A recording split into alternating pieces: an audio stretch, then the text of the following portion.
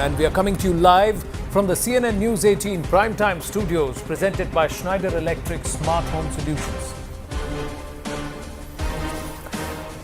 Well, let's talk about Trump and the tariffs. The US secondary tariffs on Bharatiya goods, a steep 25% penalty over Russian oil imports has kicked in from today, taking the total tariff burden to 50%. Bharat is the only country penalized for importing Russian oil, while China and Europe continue similar trade without facing additional tariff penalties. However, on the other hand, Prime Minister Narendra Modi has doubled down on the Make in India mission, spotlighting rare earth minerals and domestic manufacturing as key drivers of self-sufficiency. The Modi government has already made it clear that Bharat will protect its national interests first. Listen in. आत्मनिर्भर भारत के अभियान को हम सब आगे बढ़ाएं, vocal for local बने, स्वदेशी ये हमारा जीवन मंत्र बनना चाहिए दोस्तों। गर्व से स्वदेशी की तरफ चल पड़ो। भारत सरकार ऑटो इंडस्ट्री के लिए रेयर अर्थ मैग्नेट की शॉर्टेज से जुड़ी कठिनाइयों के प्रति भी सजग है। इस दिशा में देश के सामर्थ्य को बढ़ाने के लिए हमने नेशनल क्रिटिकल मिनरल मिशन भी लॉन्च किया है। आज भारत की मेक इन इंडिया इस यात्रा में एक नया अध्याय जुड़ रहा है। आज से भारत में बने इलेक्ट्रिक व्हीकल्स 100 देशों को एक्सपोर्ट किए जाएंगे। While Prime Minister Narendra Modi has sent that message to the globe, here is a reality check for the Trump administration that claims that pressure tactics will push Bharat to make a deal. Now, the United States accounts for 15% of Bharat's total global exports. 55% of the total exports to the United States are impacted by 50% tariffs. Domestic consumption contributes to 60% of Bharat's GDP. Now, Bharat's key exports of IT services and pharma are exempted from tariffs. Now, Bharat's combined exports to the Middle East, Africa and ASEAN is over 30%. New deals with the United Kingdom, the UAE and Australia counter reliance on US markets. But even now, it seems the Trump administration and the MAGA base at large does not understand what tariffs are or the direct impact of tariffs on the US economy. What they don't understand is that costs are almost entirely borne by US importers and consumers. Direct impact is higher prices, welfare losses, and trade diversion. There will be no material dents to global Russian energy flows. Diverted US demand shifts to nations like Vietnam and Mexico and not to the United States. The selectivity of action against Bharat sends a wrong message to allies. Bharat has been pushed to hedge with other energy and security partners. Yet, Donald Trump says that he used trade to leverage the India-Pakistan ceasefire, doubling down on the false charges and impact of his tariffs. Listen in. I'm talking to a very terrific man, Modi of India.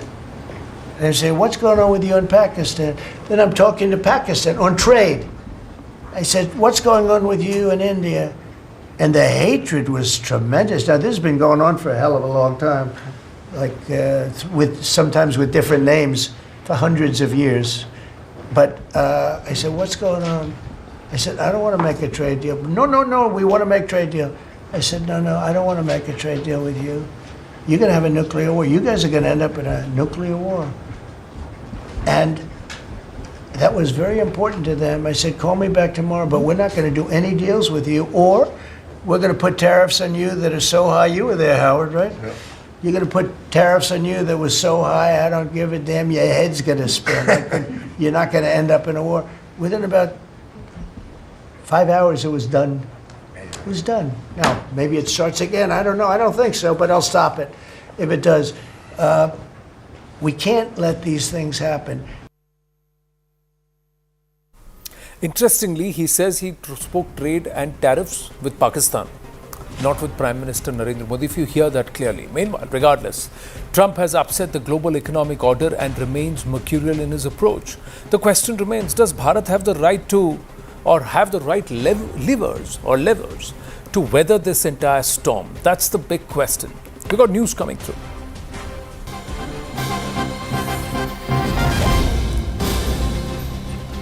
An SBI report states that Trump's tariffs will affect US GDP or American GDP by 40 to 50 basis points, fueling inflationary pressures.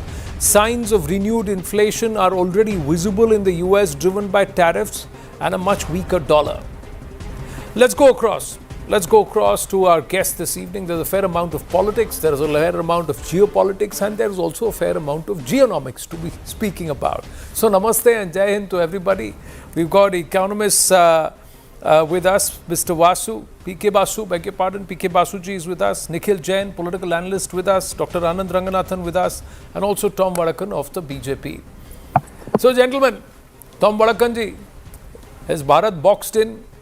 Is Make in India going to take off finally? Are the sharks going to bite? We have reached out to 40 countries, if not more, to try and ensure that we can hedge our bets compared to the US exports that will be impacted, largely textiles. But is this entire strategic autonomy and Bharat's foreign policy and Bharat's economic policy with the world, is it hurting us or helping us? There is a lot of criticism on the approach. Your thoughts? Anand, this shark is toothless. It is biting itself. How it does it, I don't know. Report from SBI is a clear indication of what is happening in the US. Now, what is the status of the macroeconomic situation in India? S&P Global Rating recently upgraded rating to BBB.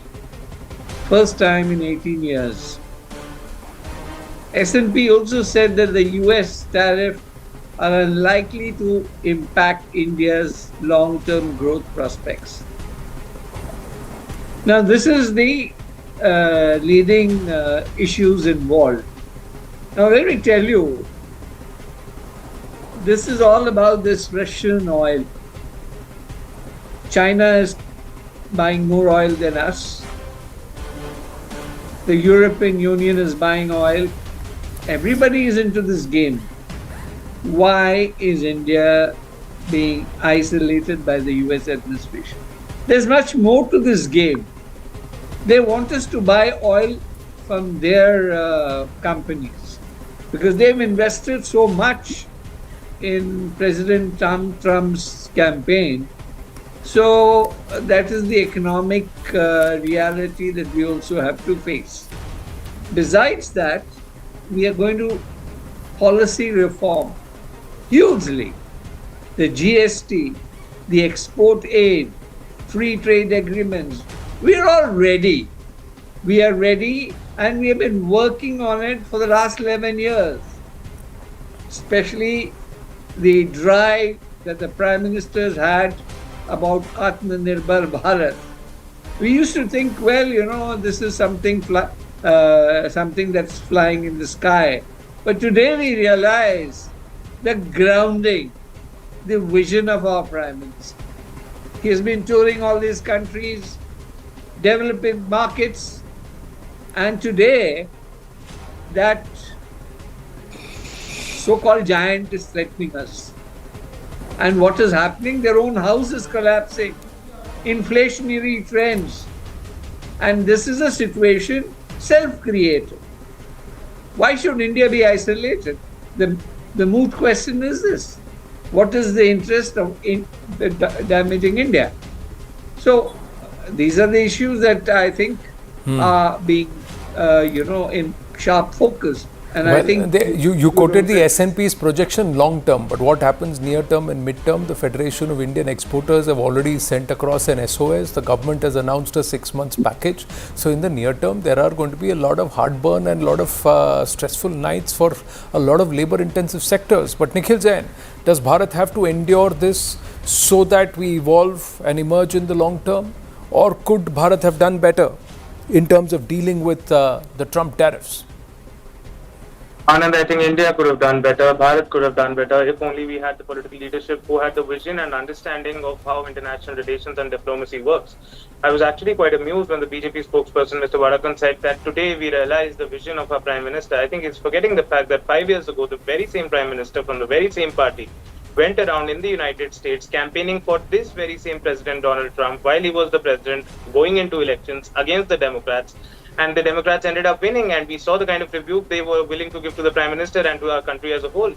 This is the problem when you make diplomacy so person-centric, whether it is around President Trump or around Prime Minister Modi. At the end of the day, America is going to look out for their interests.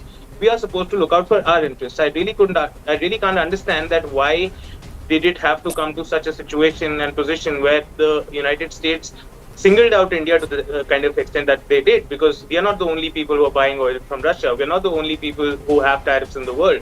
And we are not the only players in the developing world who are exporting to the United States. Yet, most other countries in the Southeast Asia region have a tariff of between 19 to 25%, but we have a tariff of 50%, including the penal tariffs.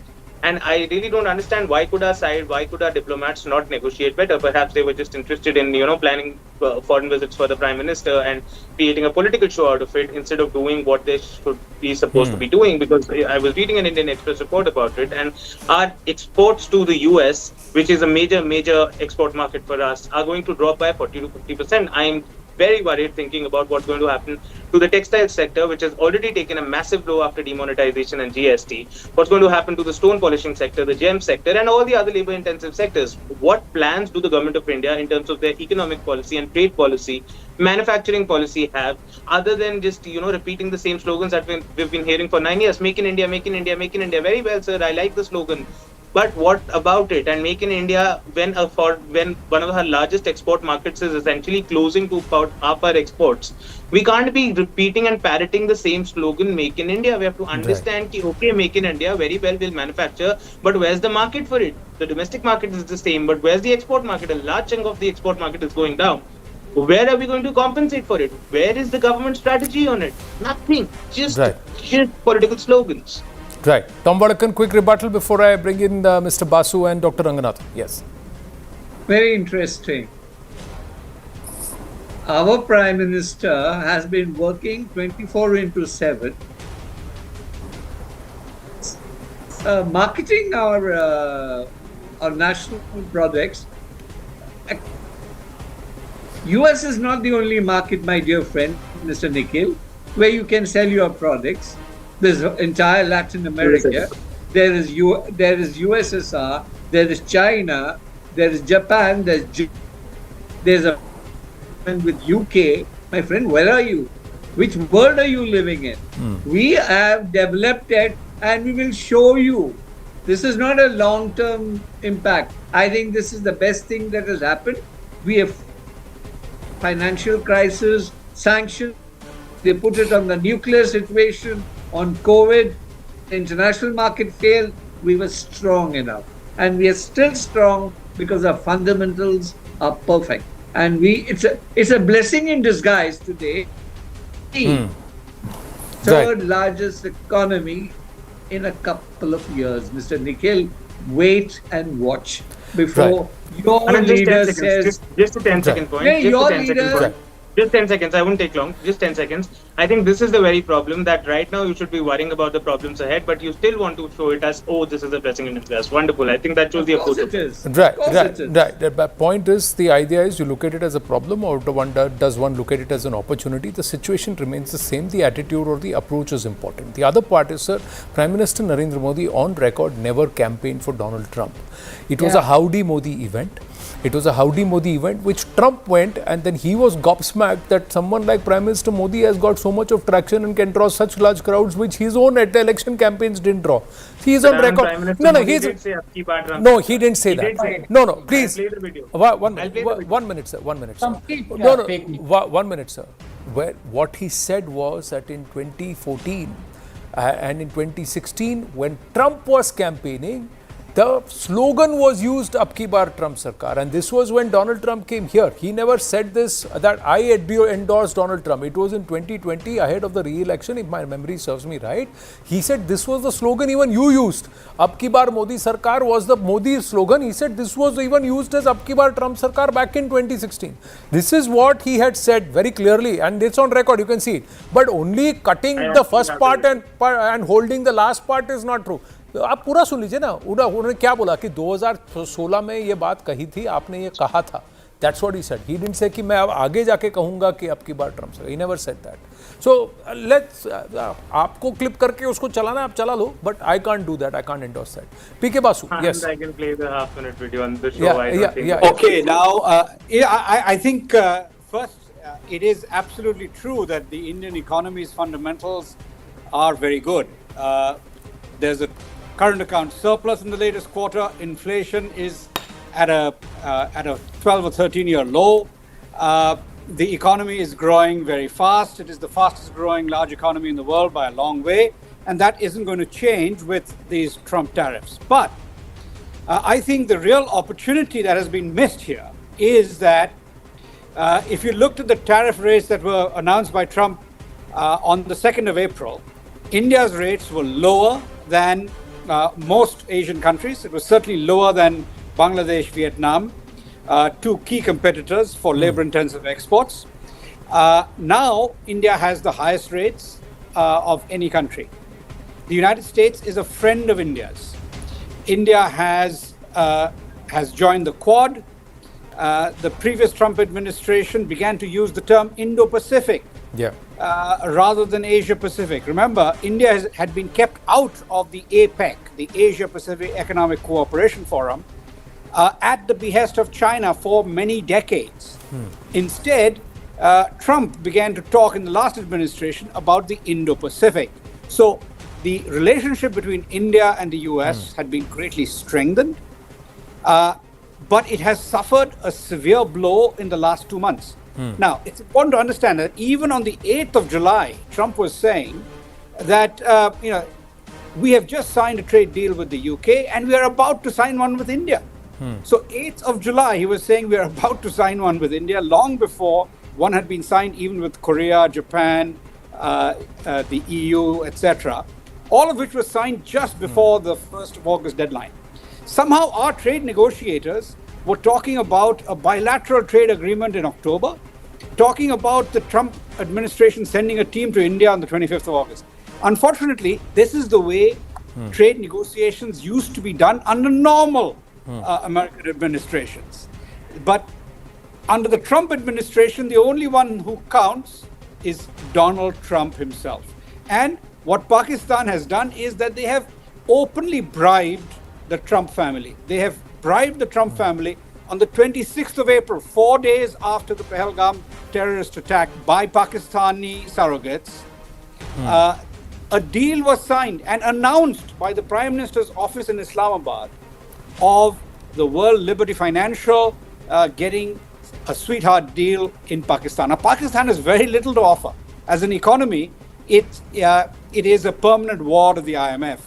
It is in deep trouble. The only export of significance it has is terrorism. Right. So, despite that, Pakistan managed to use its lobbyists in America to reach the Trump family directly and basically bribe the president and his family.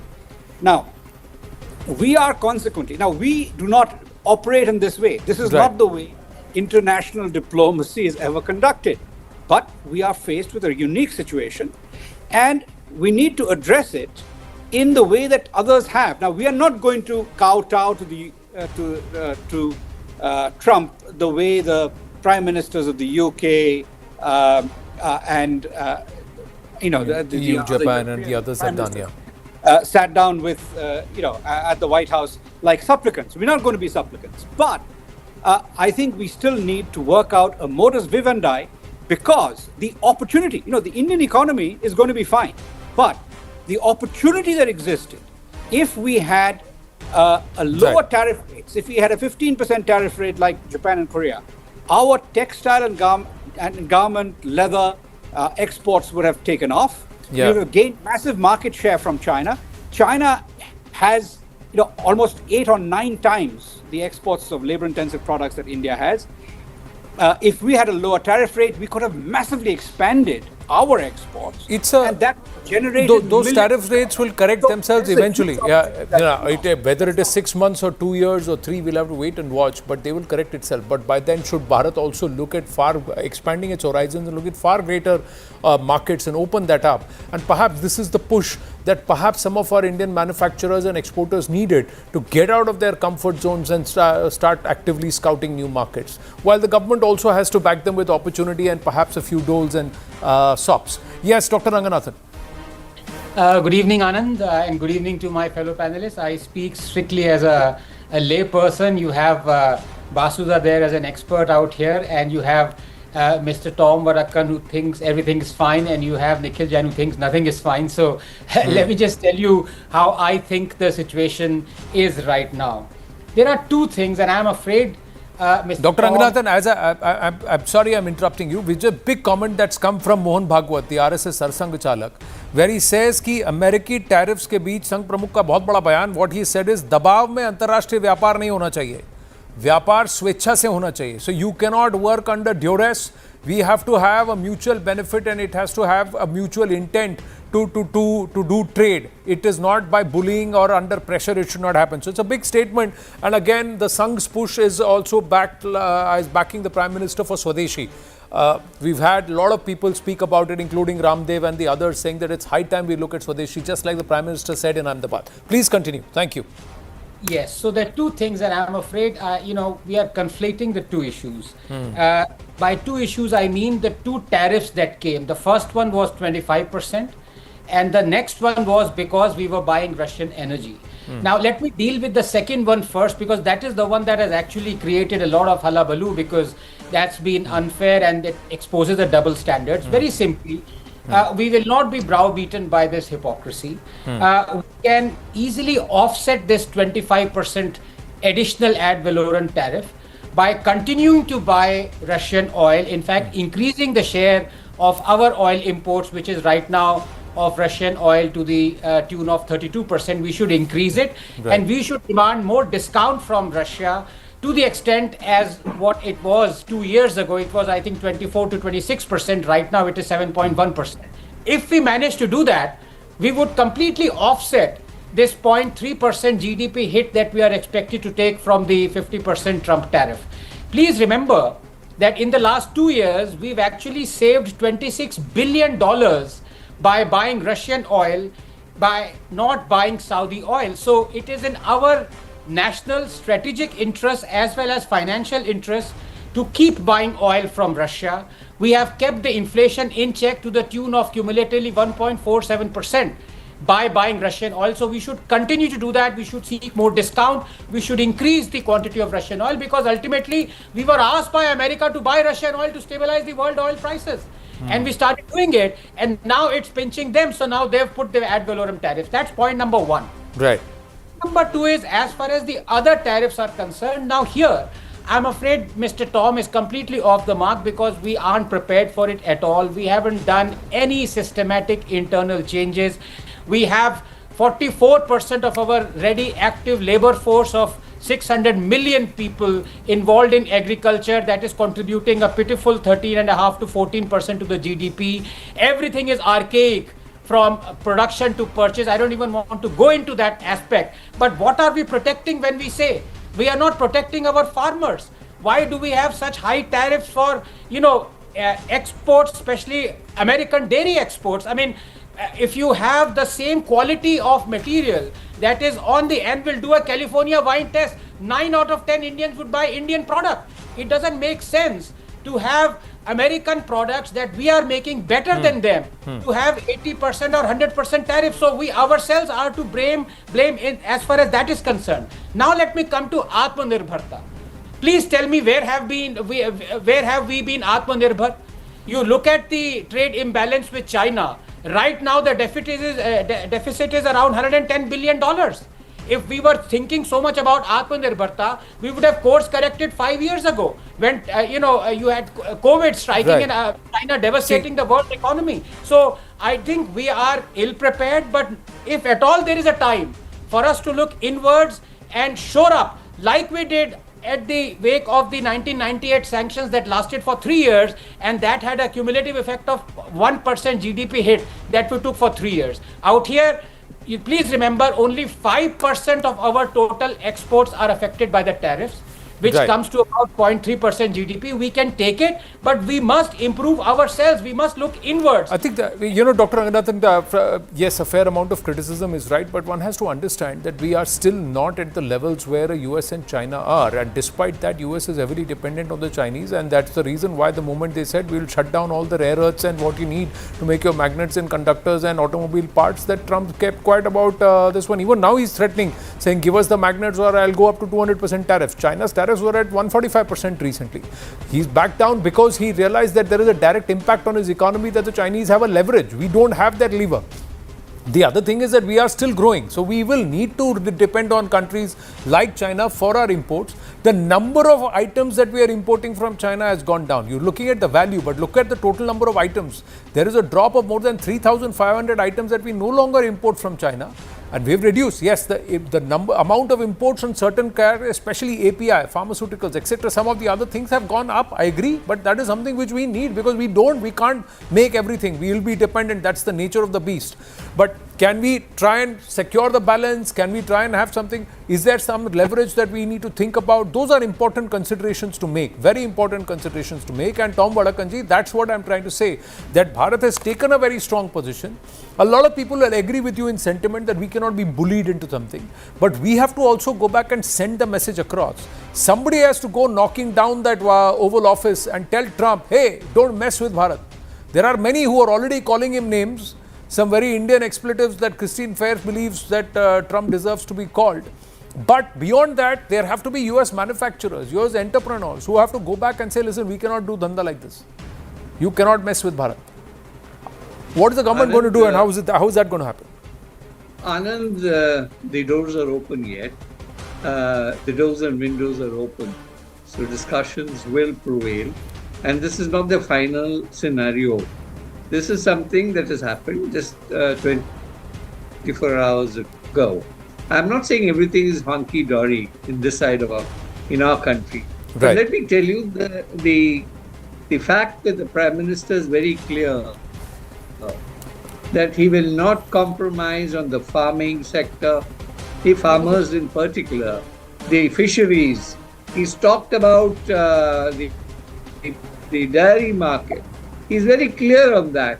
And now the RSS chief is saying almost the same thing. We need to be self-sufficient. Now, I don't believe that Atmanirbhar Bharat is just something that is like magician's stick that you. It is an evolving process. It's a work in progress. Sir, the thing is, I think the government's biggest challenge now is, sir, the private sector in our country has to bite.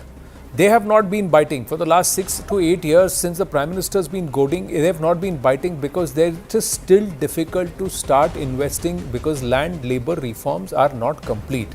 The labor reforms have not been notified and you still have to go through at least 3,000 to 4,000 compliances. It's a pain, sir. 5,000. It's not easy. It's not easy. It's not easy. And you got to make it easy if they need to start putting in money. How are you going to do that? That's the governance issue. That's your problem. That's why you've been elected and you're in power. And you got to sort that out. I have to wind up. We've got a very important conversation coming up. Thank you to all our guests. We'll continue to track this over the course of the next few days as the Prime Minister travels to Japan and then thereafter to Tianjin for the SCO. For the moment, just segueing into a conversation with someone who's been in the thick of all that Uttar Pradesh has gone through over the last 8 to 10 years under Yogi Adityanath. As the ADG Law and Order, as the acting DG, this is Prashant Kumar, who is in a conversation with us here on the right stand. An exclusive one, his first after demitting office. Namaste, Jai Hind, and welcome to yet another conversation I've been very eagerly waiting to have with a person who's had more than 3.5 decades of distinguished service, public service, 4 presidential gallantry awards, and perhaps tasked with one of the most challenging states, and that too law and order of the most challenging states. Not just as ADG Law and Order, as DG Law and Order, but acting DGP. That's how he superannuated on the 31st of May 2025. someone who I have great admiration for, is now sitting right across for a conversation. Prashant Kumarji, namaste, and thank you for agreeing to have this conversation. So my first question to you, you were IPS from the Tamil Nadu cadre. 94 you came to Uttar Pradesh, and since when did this entire progression of turning the perception of law and order, and that was what UP was seen as badlands. UP was seen as a place where banduk zyada chalti hai, zuban kam chalti hai, and today the things are different. So let's talk about that. When did this process begin? If we can stretch this talk or this timeline to 90s and early 20s, there were phases when law and order used to be the priority of the government in different government. But a major shift, rather say that the paradigm shift started in 2017 after Yogi ji took over, and then everything started. In a nutshell, some people say that cops are trigger happy or something like that. But overall, 360-degree change in working of police was done, and it was a very systematic way. Major strategic shifts were there, policy decisions were there, and within 6 months, I think the results started coming. And I think by 2022, 23, the ease of doing business, we jumped from 14th to 2nd place, and slowly investment started coming, FDI. So if you see the records and the different parameters, so we are at a very high level. Now, the major distance we have already covered. So now the changes will be very incremental and it will be very slow. But the way things are going on and the government priority is there, I don't have any doubt that very soon we will have the best, at least best police force in the country. ADG Law and Order to May 2020, if I remember correctly. That's yes, when, yes. Yeah. So what was Yogi ji's brief to you? आपने बोला 2017 से things changed. तो उनका brief क्या था आपको? What was his brief to you? And when you say a strategic shift happened, can you elaborate? What was the shift? He basically transparency in the transfer posting. There was a huge vacancy when the new government came. So merit-based recruitment started. Our budgetary provision has increased almost 3 times from 2017. So resources is not a problem. If you go to any rural district, the highest building in that district, it is in the police line, and that is for the constabulary. And for that, Honorable CM has already announced that for maintenance of those high-rise buildings, he has made a corpus of 100 crores. So he's so welfare-oriented. Every police line, we have created new barracks. All the PSC battalions have better infrastructure. The training facilities, we have almost 3 times what it used to be there in 2017. And obviously on crime and criminals, he has a zero tolerance. And he has given a vision that it should be the mafia-free state. So anti-mafia task force was created at the headquarters. Certain mafias were identified, and then slowly and we took very strong action, and we tried to break the backbone of their economic empire also. Was there something like, जैसे विपक्ष आरोप लगाता है कि कुछ को target किया और कुछ को छोड़ दिया? those who were perhaps pliant to the government were given a longer rope. They were shielded, and the others were targeted. And also they said कि सिर्फ मुस्लिम माफिया को टारगेट किया गया, हिंदू माफिया को छोड़ दिया गया. All these things. ऐसी बातें नहीं है, ये तो पॉलिटिकल चीज़ें हैं, उस पर मैं कमेंट नहीं करूँगा. But when you'll see the list of convicted mafias of all caste and creed and religion, when we take action against criminal, we don't distinguish on the basis of caste, creed or religion.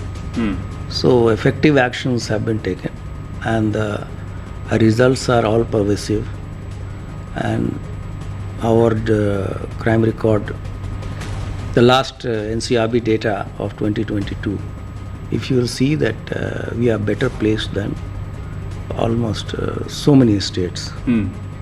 And regarding crime against women and children, again the government's policy is there to take strict action, and I'm happy to inform you that so far as the conviction in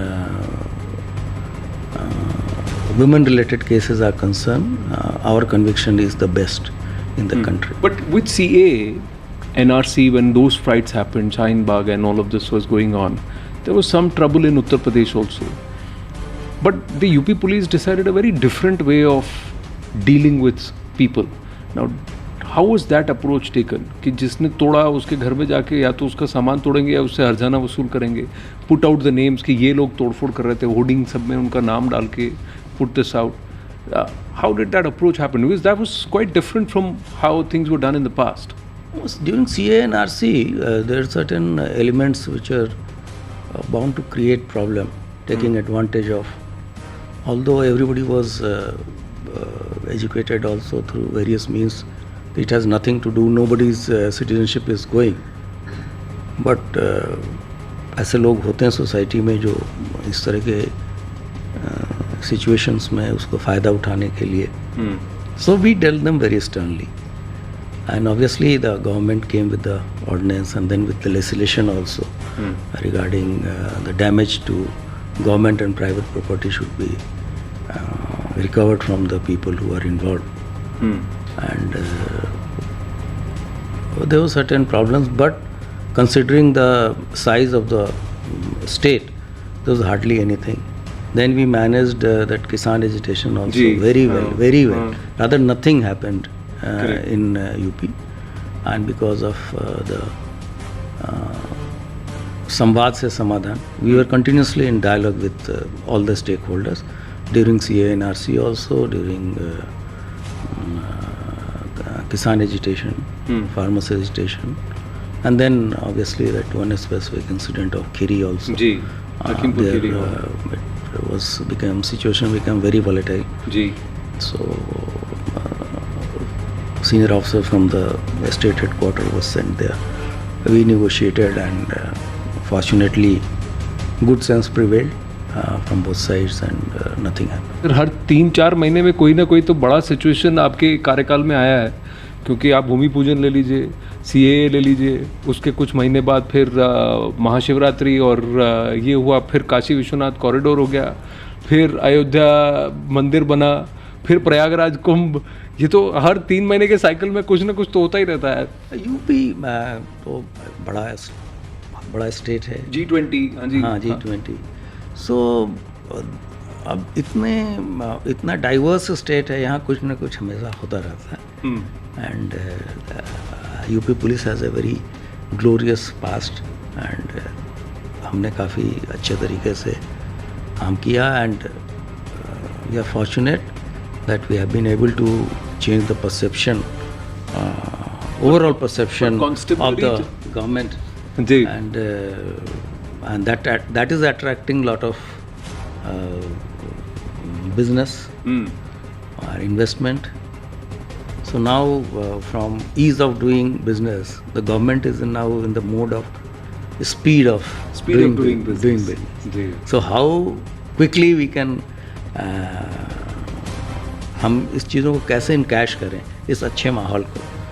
so the next the present generation is working on that. But motivated कैसे रखते हैं आप constabulary, कार्डर, officers? 20-20 घंटे की shift पुल करते हैं, फिर जाते हैं, फिर वापस इमीडिएटली कुछ इमरजेंसी हो जाता है? हमारा overall if you go by the age profile, so if 2017 it must have been 40 to 45 years. Nowadays our age profile is less than 30. 30. So a lot of youngsters. Yes. Around 2 lakh people have been added. When in 2017 more than 2.5 lakh vacancies were there, and all the people were recruited on a purely merit basis. You said that there were threats to Ram Mandir and there were threats to even Kashi Vishwanath, they were there. Kumbh there was there. तो आपने कहा कई सारी चीज़ें अप्रत्यक्ष होती हैं, हम बताते नहीं हैं. So was there a real threat that was actually negated? What? Kumbh, after that there was a major arrest of a terrorist. You must have heard. And after some time somebody was of the same gang was detained in US also. Yeah. So there were threats. So they were we have a proper security plan for major religious places. So that thing is already there. But at the same time, based on the inputs we receive from different corners. ये conversion racket पे जो आपने you touched upon it, आपके like you said 22 से पहले भी 21 में भी कुछ किया गया था. अभी ये छांगुर का तो बहुत ही शॉकिंग है.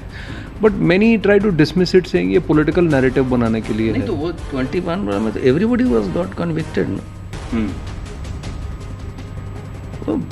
जनरलाइज स्टेटमेंट देना किसी के लिए अच्छी बात है, but when the court has convicted them, so it shows that our stand is vindicated. What is their modus, sir? What do they do? Basically, you see, in a independent country, if you choose to adopt any religion, it is fine.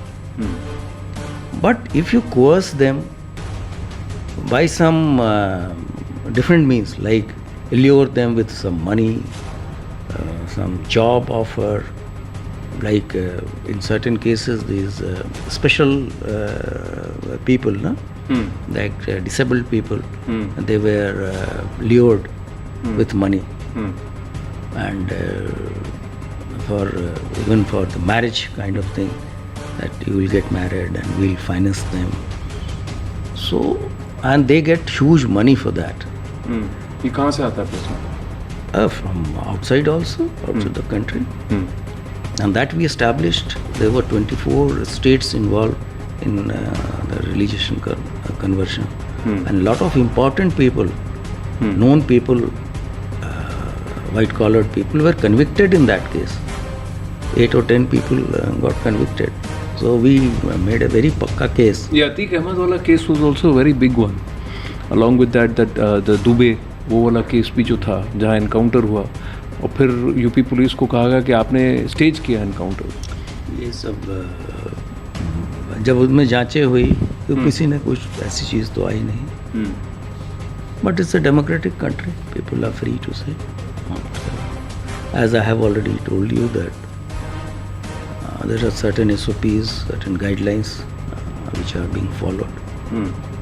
And but why nobody asked that why he was not convicted for 30 years? He was convicted twice, life convict. When he died, he was a life convict. Correct. So there were cases in which judges recused themselves. Yeah. From hearing the case. And same person has been convicted. Why in this time? Why during this period? So clearly, the prosecution is a different branch. Judiciary is a different. It's not under a state law. So that kind of credit nobody is trying to give. That there has been a. हम लोगों ने पूरे mafia के आर्थिक तंत्र को ध्वस्त कर दिया. ये बुलडोजर का सिलसिला कहाँ से शुरू हुआ sir? Bulldozer has nothing to do with police action. Correct. Basically, if somebody has almost no fear for any law, and they can वो कहीं भी कुछ भी कब्जा करके बना ले. तो local bodies, they give notices that this is the encroachment, you have to remove. आपने तालाब पे भी बना लिया, आपने सरकारी ज़मीन पे बना लिया, and with full impunity that nobody will say anything to me. So when the local bodies, they gave notices to those people, and when demolition, the time of demolition, the police goes only for maintaining law and order. Police has nothing to do with demolition. So that again it became a big issue, that why it is being demolished. Nobody asked them why you have made the house on a pond. Supreme Court direction is there that no water body can be encroached. So if today government or the state machinery is going against those guys, nobody should have any objection. पर ये action की वजह से आपका काम भी तो बढ़ जाता था, क्योंकि पुलिस बंदोबस्त जरूरी है. ऐसा नहीं है. Everybody, that all the department of the government, they work in tandem, and it is our duty to maintain law and order in such cases. Sir, आपके कार्यकाल में when you were acting DG, I think the whole Sambal issue flared up. What happened in Sambal? No, everybody, it was all live telecast. Correct. Everybody has seen that some ASI team has gone and they try to, the local people try to take a fight with them. Cops were caught unawares. तब police को भनक नहीं लगी कि इतना बड़ा एक आयोजन यानी ग्रुपिंग आ गया है, पत्थर उत्थर ईटा इकट्ठा हो गया है, ये असला इकट्ठा हो गया है और पूरा अटैक प्लान हो गया है, और पुलिस को भनक तक नहीं लगी. नहीं, ऐसा नहीं था. We were already making preparation, and that's why the casualties were very less. It was for the first time that in Sambal we managed with minimum casualties. Was the advocate of the Hindu Paksh on the radar? Was there a plot to try and neutralize it? No, there was obviously nobody wanted to get that survey to be done. Whereas if something can come out, it was under sub judice. It was the direction of the court. It has nothing to do with some person or individual. So if some court monitored survey is there, there's no point making hue and cry, create law and order problem. Or they could have gone to some higher authorities, higher court, and get some stay or something like that. But on the pretext of that, you cannot be allowed to take law in your own hand, start doing stone pelting and arson. They burned the vehicle of the police men on duty.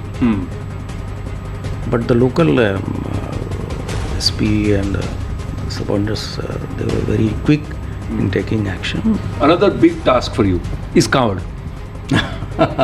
कावड़ यात्रा is the biggest challenge. अब पहले कावड़ियों को और जिस तरह से कहा जाता था, there is a different respect that is accorded to the कावड़ यात्रा एंड टू द कावड़ यात्रीज.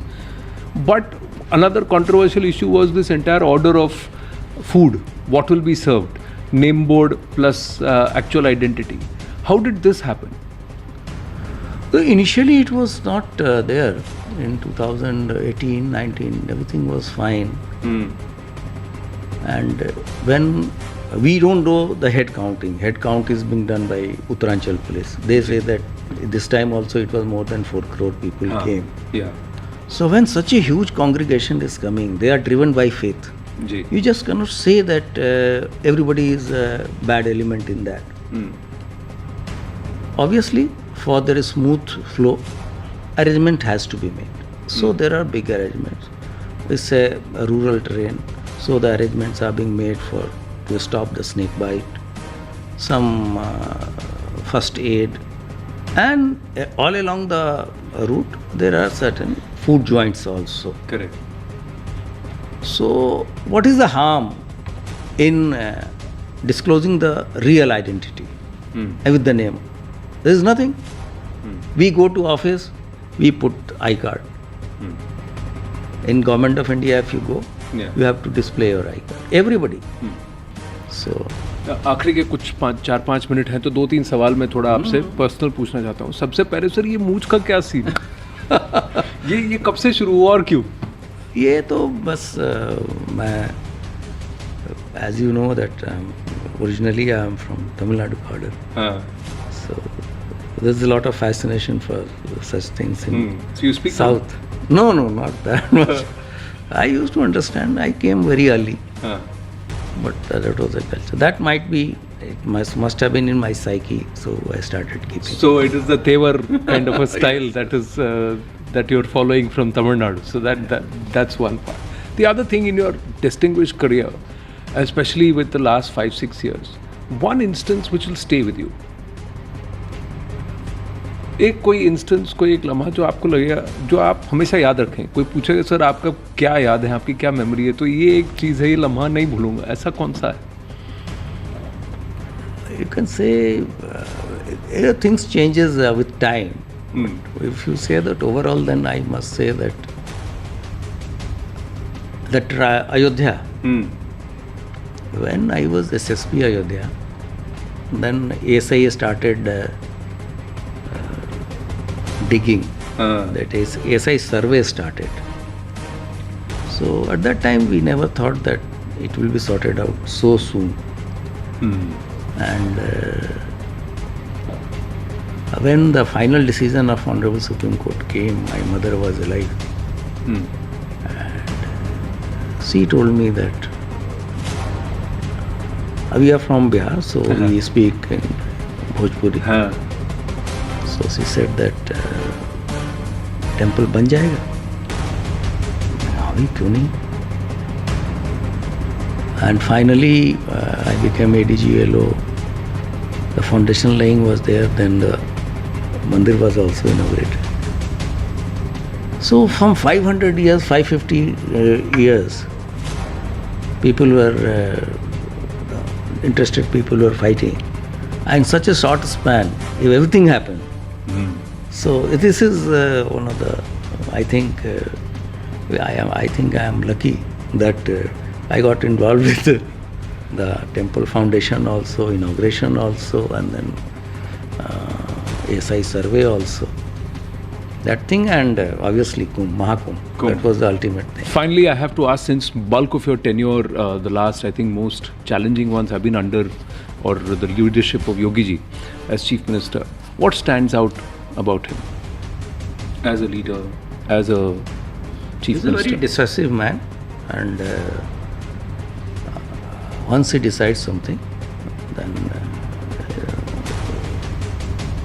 he gives clear-cut instructions, and after that there is no going back. So he will stand by you.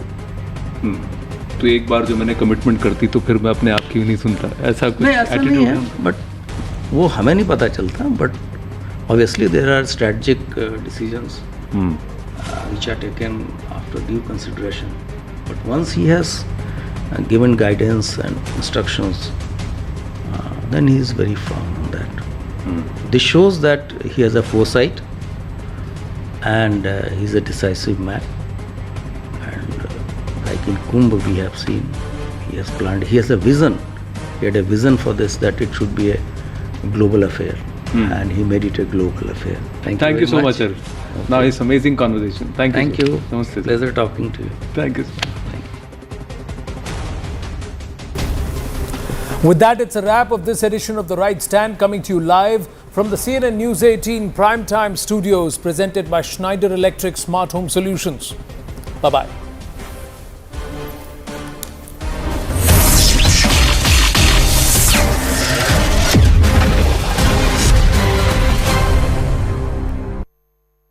Co-presented. This is News 18 Network.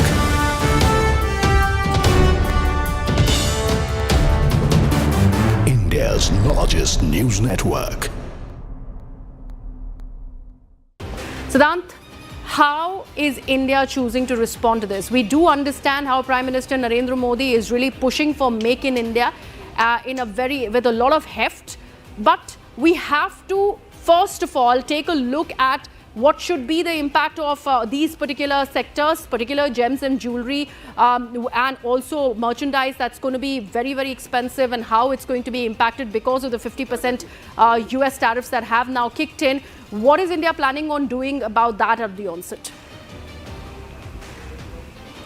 Well, MSMEs are on the front line as far as Trump's tariff wall hit $60 billion of Indian exports to the United States. And in fact, Greha, right now I am present at an MSME unit in Noida. And in fact, I'll be speaking to some of the owners, exporters here, perhaps, what challenges they are facing. And in fact, they have been telling me a lot of stories, a lot of challenges ahead of this interview. We'll be speaking to Mr. Sharma and Mr. Chopra.